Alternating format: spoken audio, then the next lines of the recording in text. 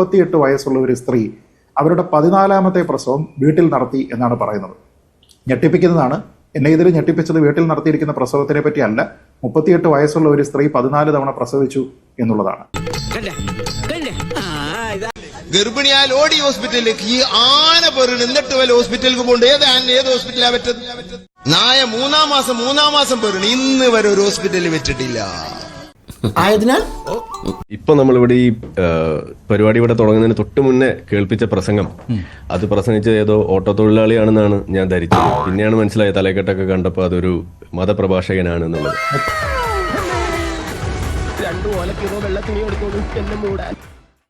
ആനന്റെ പ്രസവത്തിന് അത്ര അടങ്ങ കുറിച്ച പ്രസവം വേറെ നിങ്ങൾ ചിന്തിച്ചു നോക്കിയാണ്. സുബ്ഹാനല്ലാഹ്, ഇന്ന് വരെ ഹോസ്പിറ്റലിൽ വെച്ചിട്ടില്ല. സുബ്ഹാനല്ലാഹ്, അല്ലാഹ് അല്ലാഹ് അല്ലാഹ് അല്ലാഹ്. പൂച്ച 6 പെറുന്ന്, ആട് പെറുന്ന് 2, 3, 4. നായ മൂന്നാം മാസം പേരുണ്ട്. ഇന്ന് വരെ ഒരു ഹോസ്പിറ്റലിൽ വെച്ചിട്ടില്ല. ഒരു പ്രത്യേക ജീവിതമല്ലേ ഞങ്ങളതിനിട്ടില്ലതാ. ജഫറുലിയര് പെണ്ണുങ്ങൾ വെച്ച് 2 വീട്ടിൽ നിന്ന്, എന്റെ പെണ്ണുങ്ങൾ 9 വെച്ച് വീട്ടിൽ നിന്ന്. പുറത്ത് വിട് ഈ വിഷയമൊക്കെ, പുറത്ത് പോട്ടെ, ഇത് ഡേറ്റ് പിടിച്ചേക്കണ്ട, പുറത്ത് പോട്ട് ഇതൊക്കെ.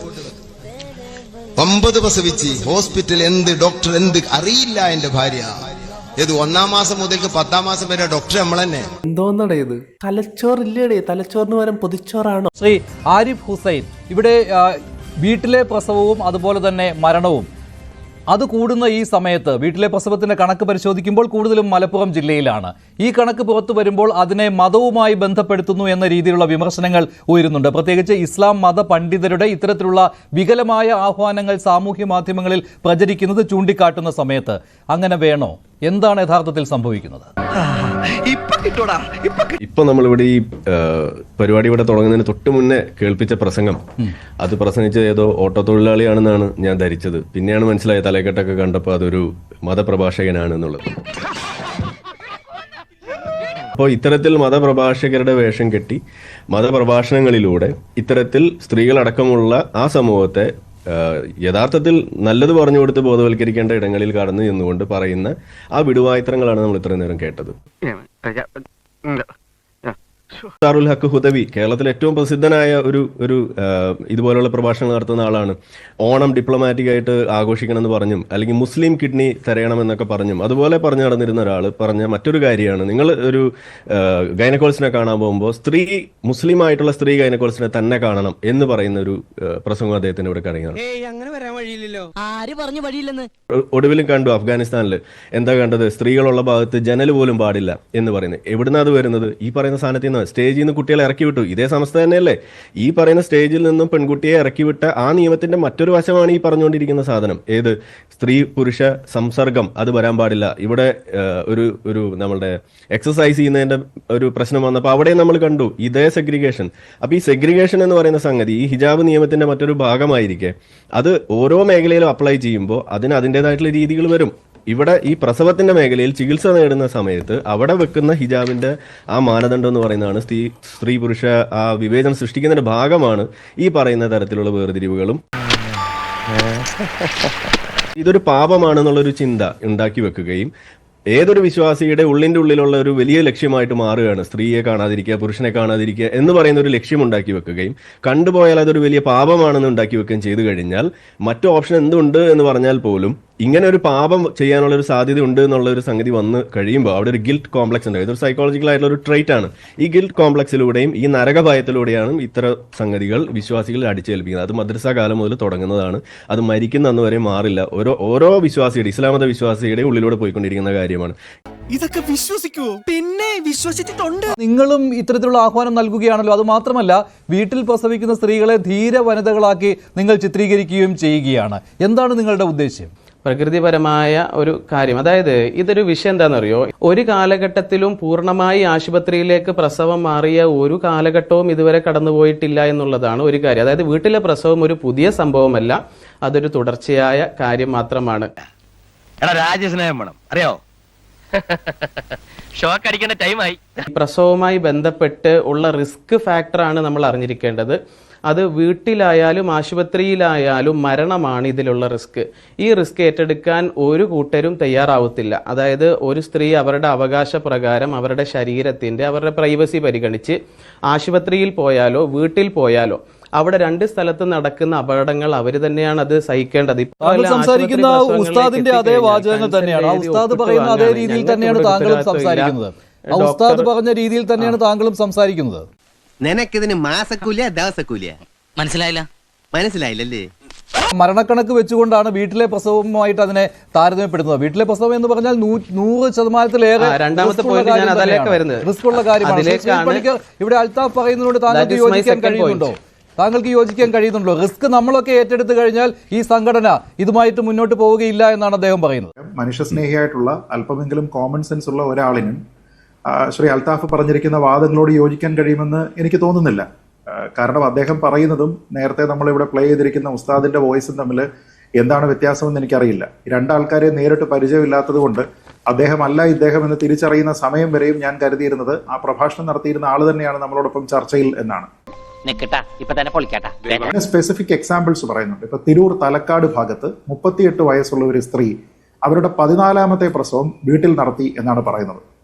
ഞെട്ടിപ്പിക്കുന്നതാണ്. എന്നെ ഇതിൽ ഞെട്ടിപ്പിച്ചത് വീട്ടിൽ നടത്തിയിരിക്കുന്ന പ്രസവത്തിനെ പറ്റി അല്ല, 38 വയസ്സുള്ള ഒരു സ്ത്രീ 14 തവണ പ്രസവിച്ചു എന്നുള്ളതാണ്. അപ്പൊ ആ രീതിയിലത്തേക്ക് മതത്തിൻ്റെതായിട്ടുള്ള ഒരു താല്പര്യം ഇതിൽ പ്രവർത്തിക്കുന്നുണ്ടോ ഇല്ലയോ എന്ന് ചോദിച്ചാൽ ആരോഗ്യപരമായിട്ടുള്ള ഒരു വിഷയത്തിനെ കുറിച്ച് അങ്ങനെയുള്ള ആൾക്കാർ അഭിപ്രായം പറയേണ്ട സ്ഥലത്താണ് മതപരമായിട്ടുള്ള വിഷയങ്ങളെ പറ്റി അഭിപ്രായം പറയുന്ന ആൾക്കാർ അതിനെക്കുറിച്ച് വ്യാഖ്യാനിക്കാനായിട്ടും ഇതിനെയൊക്കെ തന്നെ ന്യായീകരിക്കാനായിട്ടും ശ്രമിക്കുന്നത്. എന്നിട്ട് ഞാൻ ആരാണെന്ന് എനിക്കറിയാമോ താൻ എന്നോട് ചോദിക്ക്. അപ്പൊ തനിക്ക് ഞാൻ പറഞ്ഞു തരാം താൻ ആരാണെന്ന്. ഇപ്പോൾ അൽത്താഫ് ചോദിച്ചത് തന്നെ ആശുപത്രികളിൽ മരണം ഉണ്ടാകുന്നില്ലേ എന്നൊക്കെയാണ്. പക്ഷേ ആശുപത്രികളിൽ പ്രസവം നടന്നാൽ അതിൽ ജീവൻ രക്ഷിക്കാൻ പറ്റുമെന്നുള്ള വിശ്വാസമെങ്കിലുമുണ്ട്, ഉറച്ച വിശ്വാസമെങ്കിലുമുണ്ട്. മറിച്ച് വീട്ടിലാണെങ്കിലോ അതൊന്നും എനിക്കറിയാൻ മേല. ഒരു സ്ത്രീ എത്ര തവണ പ്രസവിച്ചിട്ടുണ്ട്, അതിൽ എത്ര കുട്ടികൾ സർവൈവ് ചെയ്തിട്ടുണ്ട്, പല സ്ത്രീകളും മരണത്തോടുകൂടി ഈ പ്രസവത്തോടു കൂടി തന്നെ മരിക്കുന്ന സന്ദർഭങ്ങൾ ഉണ്ടായിട്ടുണ്ട്. ഞാൻ പറയുന്നത് ആ സാഹചര്യത്തിൽ നിന്ന് നമ്മൾ എത്രയോ പുരോഗമിച്ചു. പണ്ട് കാലത്ത് ഇപ്പോൾ ഇവരെല്ലാവരും തന്നെ പറയുന്ന ഈ ഉസ്താദും മറ്റു ആൾക്കാരും എല്ലാം തന്നെ പറയുന്ന പീരീഡിൽ നമ്മുടെ നാട്ടിലെ ഗതാഗത സൗകര്യങ്ങൾ എങ്ങനെയായിരുന്നു?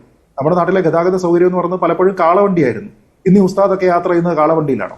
അപ്പോൾ പണ്ട് കാലത്ത് ഇങ്ങനെ കാളവണ്ടിയിൽ ആൾക്കാർ യാത്ര ചെയ്തിട്ടില്ലേ എന്നതിന്റെ പേരിൽ ഇന്നും ഇവരിതാണോ ചെയ്യുക? പണ്ട് കാലത്ത് പബ്ലിക് അഡ്രസ് സിസ്റ്റം ഉണ്ടായിരുന്നില്ല. പക്ഷെ ഇന്ന് ഇവർ മൈക്ക് വെച്ച് കെട്ടിയിട്ടല്ലേ അനൗൺസ്മെന്റും അവരുടെ പ്രസംഗങ്ങളും കാര്യങ്ങളും ഒക്കെ നടത്തുന്നത്. അപ്പൊ കാലം കുറെ മുന്നിലേക്ക് പോയി. നമ്മുടെ നാട്ടിലുള്ള ഇന്നത്തെ ആൾക്കാരുടെ താല്പര്യം എന്താണ്? സർക്കാരിന്റെ താല്പര്യം എന്താണ്? മാതാവിന്റെയും ശിശുവിന്റെയും ആരോഗ്യം സംരക്ഷിക്കുക, പ്രസവവുമായി ബന്ധപ്പെട്ട് അവരുടെ ജീവൻ സംരക്ഷിക്കുക, അമ്മയും കുഞ്ഞും സുരക്ഷിതരായിരിക്കുക എന്നുള്ളതാണ്. ഇത് കേവലം ഒരു സാമൂഹ്യമായിട്ട് നമ്മളുടെ ഒരു റിക്വയർമെന്റ് ആയിട്ട് പറയുന്നതല്ല, മറിച്ച് സർക്കാരിൻ്റെതായിട്ടുള്ള കൃത്യമായിട്ടുള്ള ഒരു പോളിസിയാണ്. ആരോട് ഇതിങ്ങനെ എത്ര വട്ടം പറഞ്ഞു? നമ്മൾ നോക്കുന്നത് ആശുപത്രിയിൽ എത്തിക്കഴിഞ്ഞാൽ 100% ആയിട്ടുള്ള കാര്യമാണോ എന്നുള്ളതല്ല. കോംപ്ലിക്കേഷനുകൾ പല കേസുകളിലുണ്ട്. പക്ഷേ ആളിനെ രക്ഷപ്പെടുത്തുന്നതിനുള്ള സാധ്യതകൾ, പെർസെന്റേജ്, പ്രോബബിലിറ്റി ഇത് എവിടെയാണ് കൂടുതൽ? സംശയമില്ലാത്ത കാര്യമാണ്. 100% ഞാൻ യോജിക്കുന്നു. ഹിജാബ് നിയമത്തെ അധികരിച്ചുകൊണ്ട് കാര്യങ്ങൾ പറയുമ്പോൾ അതിൽ നിങ്ങൾ ഹോസ്പിറ്റലിലേക്ക് പോകണ്ട എന്ന് മാത്രം ഇസ്ലാം പറയുന്നില്ല എന്ന് പറഞ്ഞ് നിങ്ങൾ ആളെ പറ്റിക്കുന്ന പരിപാടി ചെയ്യരുത്. അങ്ങനെയല്ലല്ലോ നമ്മൾ പറഞ്ഞത്. ഹോസ്പിറ്റലിലേക്ക് പോകുന്നത് ഇസ്ലാം പറയുന്നുണ്ടെന്നല്ല പറഞ്ഞത്. നിങ്ങൾ ഈ ഗിൽറ്റ് കോംപ്ലക്സ് ഉണ്ടാക്കുന്നു. ഈ സ്ത്രീ പുരുഷ വേർതിരിവ് വെച്ചുകൊണ്ട് നടത്തുന്ന ഈ ഗിൽറ്റ് കോംപ്ലക്സ് അത് അവസാനിപ്പിക്കണം. ഇതാണ് നമ്മൾ പറഞ്ഞത്. അത് സ്റ്റേജിൽ നിന്നും പെൺകുട്ടി ഇറക്കുന്നത് മുതൽ തുടങ്ങി അവരെ കൊണ്ട് ഈ മൂടുപടം ഈ ചാക്കിൽ കയറ്റുന്നത് അടക്കം എല്ലാ കാര്യവും അവിടെ നമ്മൾ പറയേണ്ടതായിട്ട് വരും. അതിന്റെ ബാക്കിയാണ് ഇത് എന്നാണ് നമ്മൾ പറയുന്നത്. ഉത്തരം പറ. അദ്ദേഹം പറഞ്ഞു ഏറ്റെടുക്കും. എങ്ങനെയാണ് മെഡിസിൻ ഏറ്റെടുക്കും? ഞാനിവിടെ കുറച്ച് ഈ മെഡിക്കൽ സ്കോറിംഗ് സിസ്റ്റത്തിന്റെ പേര് ഞാൻ വായിക്കും. ഇതിൽ എത്ര എണ്ണം ഇദ്ദേഹം കേട്ടിട്ടുണ്ടെന്നൊന്ന് പറയാം. മിയോ score, bishop score, WHO partograph, Robson classification, Apgar score, Ballard score, crib 2, snap 2, EPDS, FMP calculators, ഇത്രയും സാധനങ്ങൾ ഞാൻ ഇവിടെ വായിച്ചു. ഇതൊക്കെ എന്താണ്, ഏതിനാണ് ഉപയോഗിക്കുന്നത്, എങ്ങനെ ഏതിന്റെ റിസ്ക് അസസ് ചെയ്യാൻ വേണ്ടിയിട്ടാണ് ഉപയോഗിക്കുന്നത് എന്ന് നിങ്ങളൊന്ന് പറഞ്ഞുതരാം. ഞാൻ വ്യക്തിപരമായി നടന്ന അല്ലെങ്കിൽ ഒരു പ്രോഗ്രാമിൻ്റെ ഇടയിൽ എനിക്ക് ഗ്യാപ്പ് കിട്ടിയപ്പോൾ ഞാൻ എൻ്റെ ഒരു സന്തോഷം, ഞാൻ പറഞ്ഞല്ലോ പ്രകൃതിപരമായ വിഷയത്തിൽ എനിക്കൊരു സന്തോഷമുണ്ട്. അപ്പോൾ ഒരാൾ ഹിമാലയത്തിൽ കയറിയിട്ട് വന്നാൽ നമ്മളിവിടെ ആദരവ് കൊടുക്കാറുണ്ട്. അതിനർത്ഥം എല്ലാവരും ഹിമാലയത്തിൽ പോകണം എന്നല്ല. ഒരു കൈയും കാലും കെട്ടിയിട്ട് ഇവിടെ പുഴ നീന്തുന്ന ആളുകൾക്ക് അവാർഡ് കൊടുക്കാറുണ്ട്. അതിനർത്ഥം എല്ലാവരും പുഴയെ ചാടണമെന്നല്ല. ഹിമാലയം കയറുന്നവന്റെ റിസ്ക് അസസ് ചെയ്തിട്ടേ അവനെ ഹിമാലയം കയറ്റാൻ വിടുള്ളൂ. ഈ പുഴ നീന്താൻ വേണ്ടി അനുവദിക്കുന്നവനെ റിസ്ക് അസസ് ചെയ്തിട്ട് അവിടെ അതിന് അനുവദിക്കുള്ളൂ. നിങ്ങൾ അവാർഡ് കൊടുത്ത ആ സ്ത്രീകളിൽ എത്ര പേരുടെ പ്രഗ്നൻസി ഡെലിവറി ടൈമിൽ നിങ്ങൾ റിസ്ക് അനാലിസിസ് നടത്തിയിട്ടാണ് അതിന് വിട്ടത്? അതൊന്ന് പറയൂ. അത്രയും ആളുകളിൽ എത്ര പേരുടെ നിങ്ങൾ റിസ്ക് അസസ് ചെയ്തിട്ടുണ്ട്? അയ്യോ, ഞാനൊരു ഉദാഹരണത്തിന് പര്യായം പറഞ്ഞതേ ഉള്ളൂ. തെറ്റായിട്ടുള്ള പല കാര്യങ്ങളും ചെയ്യുന്ന ആൾക്കാരുണ്ടാകും. എന്നാൽ അതിനെയൊക്കെ തന്നെ ധൈര്യമാണ് എന്ന് കരുതി നമ്മളതിനെ അംഗീകരിക്കാനും അനുമോദിക്കാനും ഒന്നും ശ്രമിക്കരുതെന്നാണ് എൻ്റെ അഭിപ്രായം. നമ്മൾ ഇടയ്ക്ക് കണ്ടതല്ലേ, ഏതോ ഒരു മലയുടെ മുകളിൽ എങ്ങാണ്ട് ഏതോ ഒരാൾ വലിഞ്ഞു കയറി അവിടെ ഇരുന്നു. എന്നിട്ട് അവസാനം നേവിയുടെയോ എയർഫോഴ്സിൻ്റെയോ ഒക്കെ തന്നെ ആൾക്കാരും അവരുടെ സന്നാഹങ്ങളും എല്ലാം വന്നതിന് ശേഷമാണ് ആളെ അവിടെ നിന്ന് രക്ഷപ്പെടുത്തി കൊണ്ടുപോയത്. അപ്പോൾ അതിൻ്റെ പേരിൽ താഴെ ഇറങ്ങുന്ന സമയത്ത് അദ്ദേഹത്തിന് ഒരു അവാർഡ് കൊടുത്തു കഴിഞ്ഞാൽ അതേപോലെ തന്നെയുള്ള ഒരു അവാർഡാണിത്. കാരണം റിസ്ക് കൃത്യമായിട്ട് അസസ് ചെയ്തിട്ടില്ല. എന്താണ് ജീവനുള്ള റിസ്ക്, മറ്റുള്ള ആൾക്കാർക്കുള്ള റിസ്ക്, ഈ കാര്യങ്ങളെപ്പറ്റി സർക്കാരിൻ്റെ പോളിസിയെ തന്നെ ഇത് എത്രത്തോളം പിന്നോട്ട് വലിക്കുന്നുണ്ട്. ഈ കാര്യങ്ങളെപ്പറ്റി ഒരു അസസ്മെൻറ്റും ഇല്ലാതെ കുറേയധികം ആൾക്കാർ വീട്ടിൽ പ്രസവത്തിന് പോകുന്നു. യാതൊരു വിധത്തിലുള്ള, ഇപ്പോൾ ആരിഫ് തന്നെ ഇവിടെ കുറേയധികം സ്കോറുകളെ പറ്റി പറഞ്ഞു. ഞാൻ പറഞ്ഞത് ഏറ്റവും എലമെൻ്ററി ആയിട്ട് ആൾക്കാർക്ക് അറിയാവുന്ന ഒരു സ്കോർ ആയിരിക്കും ഒരു പ്രസവവുമായി ബന്ധപ്പെട്ട അബ്ഗാർ സ്കോറൊക്കെ എന്താണെന്ന്. അതുപോലും അസസ് ചെയ്യാനുള്ള ടെക്നിക്കൽ നോഹൗ ഇല്ലാത്ത ആൾക്കാർ, സാങ്കേതികമായിട്ടുള്ള ഒരു പരിജ്ഞാനവും ഇല്ലാത്ത ആൾക്കാരൊക്കെയാണ് ഈ പ്രസവം എടുക്കാനായിട്ട് പോകുന്നത്. അതുകൊണ്ടാണ് ആള് മുങ്ങി നടക്കുന്നത്, പിന്നെ കസ്റ്റഡിയിൽ എടുക്കേണ്ടി വരികയും ഒക്കെ ചെയ്യുന്നത്. ആശുപത്രിയിൽ സാധാരണ അങ്ങനെയല്ല എന്നുള്ളതാണ് അൽത്താഫിനോട് എനിക്ക് പറയാനുള്ള ഒരു കാര്യം. അവരോട് അഭിനന്ദനം അറിയിച്ചുകൊണ്ട് ബിൻസിറ മാഡം സംസാരിക്കുന്നതായിരിക്കും. എന്തിനാണ് അഭിനന്ദിക്കുന്നത്? അല്ല, വീട്ടിൽ പ്രസവിച്ചു, ഉമ്മയ്ക്കും കുട്ടിക്കും കുഴപ്പമില്ലാത്ത കണ്ടീഷനിൽ ഒരു അധികം കൂട്ടം ആളുകളെ കണ്ടപ്പോൾ എന്റെ സന്തോഷം ഞാൻ അവരോട് പ്രകടിപ്പിച്ചു. ഞാൻ അവരെ അഭിനന്ദിച്ചു. ഗണേഷ് കുമാർ KSRTCയിൽ പ്രസവിച്ച ആ ലേഡിയെ പ്രശംസിച്ചതുപോലെ അവർക്ക് ഗിഫ്റ്റുമായി വന്നത് നിങ്ങൾ മീഡിയ അടക്കം പ്രൊമോട്ട് ചെയ്തതുപോലെ. അപ്പൊ നിങ്ങൾ മീഡിയ അത് പ്രൊമോട്ട് ചെയ്തത് എല്ലാവർക്കും ഉള്ള മെസ്സേജ് ആയിരുന്നോ? തോന്നുന്നു, അർത്ഥം പറഞ്ഞു കേട്ടില്ലേ? അതുപോലെ ഇതിനെയും നമ്മളൊരു കാര്യം ഇന്റൻഷനിൽ നല്ല രീതിയിൽ ചെയ്യുമ്പോൾ നിങ്ങൾ മീഡിയകൾ അതിനെ പ്രചരിപ്പിച്ച് നിങ്ങൾ ജനങ്ങളുടെ ഇടയിൽ തെറ്റായ പ്രവണതകൾ കൊടുക്കാതിരിക്കുക എന്നുള്ളത് എനിക്ക് പറയാനുള്ളത്. അൽത്താഫ്, ഒരു ചോദ്യം. അല്പം മുമ്പ് അങ്ങ് തന്നെയാണ് പറഞ്ഞത് വീട്ടിലെ പ്രസവത്തിനെയും ആശുപത്രിയിലെ പ്രസവത്തിനെയും അങ്ങ് പ്രൊമോട്ട് ചെയ്യുന്നില്ല എന്ന്. അപ്പൊ പ്രൊമോട്ട് ചെയ്തില്ലെങ്കിൽ പിന്നെ എന്തിനാ ഈ അനുമോദനം? പരമ്പരാഗത രീതിയിൽ അവർ സ്വസ്ഥമായി വന്നപ്പോൾ അവരുടെ പ്രസവം എന്നുള്ള ഒരു തീരുമാനത്തിന് അവരുടെ കുടുംബത്തിന്റെയോ ഒന്നും പരിഗണിക്കാതെ അവരുടെ സ്വന്തം അവകാശമാണെന്ന് അവർ തിരിച്ചറിഞ്ഞു. ഒരു സ്ത്രീ അവരുടെ അവകാശം തിരിച്ചറിഞ്ഞ് സ്ത്രീകൾക്ക് വേണ്ടിയിട്ട് സ്ത്രീകൾ അവരുടെ ശബ്ദം ഉയർത്തി അവരുടെ അവകാശങ്ങളിൽ നിലകൊണ്ടു. അങ്ങനെ സ്വസ്ഥമായി പ്രകൃതിപരമായ ഒരു കാര്യം നടന്നപ്പോൾ ഞാൻ അതിനെ അഭിനന്ദിച്ചു. അതല്ലാതെ പ്രമോഷൻ അല്ല. ഇതിനെ പ്രമോഷൻ എന്ന് വിശദീകരിക്കുന്ന നിങ്ങളാണ്. ഇവിടെ ഇത്രയും നേരം നമ്മൾ കണ്ടതും ഈ ഉസ്താദുമാർ സംസാരിച്ചുകൊണ്ടിരുന്നത് എന്താണ്? വീട്ടിൽ പ്രസവിക്കുന്നതിന്റെ മേന്മ, അതിനെക്കുറിച്ചുള്ള പോരിഷ, അതിന്റെ ഗുണഗണങ്ങൾ പറയുക, അതൊരു വീരകൃത്യമായിട്ട് അവതരിപ്പിക്കുക, എന്നിട്ട് കൂടുതൽ സ്ത്രീകളെ അതിലേക്ക് ആകർഷിക്കുക. അതാണ് ഇത്രയും നേരം നമ്മളിവിടെ കണ്ടതും പറഞ്ഞുകൊണ്ടിരുന്ന ഉസ്താദുമാരുടെ വീഡിയോകൾ കാണിച്ചതും. ഇദ്ദേഹത്തിന്റെ തന്നെ വീഡിയോയിലുള്ള ശബ്ദം കൂടി കേൾപ്പിച്ചു കഴിഞ്ഞാൽ അത് തന്നെയാണ് നിങ്ങൾക്ക് കിട്ടുക. ഇപ്പൊ നമ്മൾ ഇതിലെ കുഴപ്പങ്ങളും ഇതിലെ പ്രശ്നങ്ങളും ഇതിലെ റിസ്ക് അനാലിസിസ് നടത്താതെ ഇതുപോലെ ആളുകളെ ഇതുപോലെ തള്ളിവിട്ടതും അവർ മരണത്തിലേക്ക് കൊണ്ടെത്തിച്ചതിന്റെ കാര്യങ്ങൾ പറഞ്ഞ് ഇതിന്റെ പ്രശ്നം ചൂണ്ടിക്കാണിച്ചപ്പോൾ ഇദ്ദേഹം പറഞ്ഞു, ഞാൻ ചുമ്മാ ഇതിങ്ങനെ കണ്ടപ്പോൾ വഴി കൂടെ ആരൊക്കെ പ്രസവിച്ച് ഇങ്ങനെ പെട്ടുകിടക്കണ കണ്ടപ്പോൾ അവരെ പിടിച്ച് അനുമോദിച്ചതാണ് എന്ന ലെവലിൽ പറഞ്ഞിട്ട് മെല്ലെ കൈ കഴുകുന്നതാണ് ഇവിടെ കാണുന്നത്. ഇതിനെ അനുവദിക്കരുത്.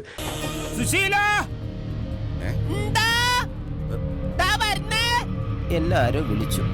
എന്റെ ഒരു സംശയം, AP ഉസ്താദ് ഈ അടുത്തൊരു സ്റ്റേറ്റ്മെന്റ് നടത്തി. അത് ഡയാലിസിസ് ചെയ്യുന്നത് സംബന്ധിച്ചിട്ടൊരു സംഭാഷണം നടക്കുമ്പോൾ ഓനോട് ഇനി ഡയാലിസിസ് ഒന്നും ചെയ്യേണ്ടെന്ന് പറഞ്ഞേക്ക്, അവിടെ മടവൂരിന്റെ എന്തോ ഒരു സാധനം ചെയ്താൽ മതി എന്ന് പറഞ്ഞിട്ട് ഉപദേശിക്കുന്ന AP ഉസ്താദിനെയാണ് നമ്മൾ ഇവിടെ കണ്ടത്. AP ഉസ്താദ് സമസ്തക്കാരനാണോ അതോ അദ്ദേഹത്തെയും തള്ളോ? എങ്ങനെയാണ്? അതുകൂടി ഒന്ന് പറഞ്ഞു തരുമോ?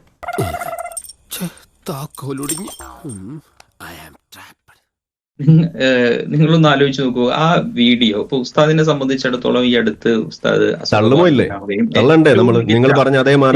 സ്വീകരിക്കുകയും ചെയ്ത വ്യക്തിയാണ്. അപ്പൊ അങ്ങനെ ഒരാൾ ഒരിക്കലും ഇങ്ങനെ ഒരു ചികിത്സാ സംവിധാനത്തെ തള്ളി പറയുമെന്ന് ഏതെങ്കിലും വീഡിയോയുടെ ഏതെങ്കിലും ഒരു കഷ്ണം അത് വെട്ടിമുറിച്ച് ക്ലിപ്പാക്കി ഇങ്ങനെ പ്രചരിപ്പിക്കും. അപ്പോ ഒരു വീഡിയോ വന്നപ്പോ ഉസ്താദിനെ തള്ളി, AP ഉസ്താദ് AP എന്ന സംഘടനയുടെ തന്നെ മുതലാളി തന്നെ പറഞ്ഞു എന്ന് പറഞ്ഞപ്പോ ആ വീഡിയോയെ തള്ളി. ഇതാണ് നിങ്ങളുടെ കുഴപ്പം. എന്തിനാ ഈ എടുത്താ പൊങ്ങാത്ത പണിക്ക് നിൽക്കുന്നതാണ് നമ്മൾ ചോദിക്കുന്നത്. ഓക്കെ, നിങ്ങൾക്ക് പറ്റുന്ന പണിക്ക് നിന്നാ പോരെന്ന് നമ്മൾ ചോദിക്കുന്നത്.